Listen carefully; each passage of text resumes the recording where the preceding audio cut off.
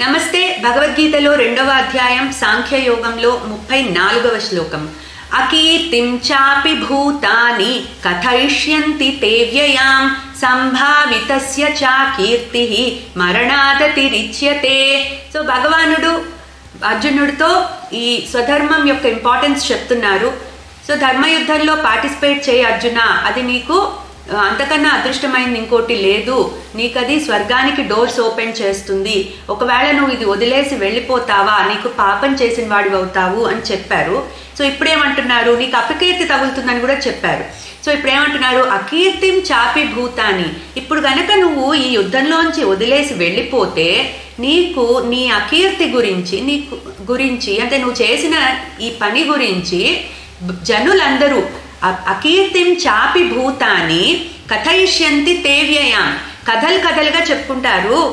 జనులందరూ కూడా నువ్వు చేసిన ఈ పనిని, నీ అకీర్తి గురించి జనులందరూ కథలుగా చెప్పుకుంటారు, బహుకాలం చెప్పుకుంటారు, చాలా కాలం చెప్పుకుంటారు. సో కథయిష్యంతి తే వ్యయాం సంభావితస్య చ కీర్తిః మరణాదతి రిచ్యతే. అంటే ఒక మనిషికి అకీర్తి మరణం కన్నా బాధాకరమైనది అర్జున. అందుకని నువ్వు నీకు వచ్చిన ఈ అవకాశాన్ని చక్కగా ఉపయోగించుకో, నీ స్వధర్మాన్ని నువ్వు విస్మరించద్దు, don't give up your duty అని చెప్పి ఉపదేశిస్తున్నారు భగవానుడు అర్జునుడికి. క్లీం కృష్ణాయ నమః.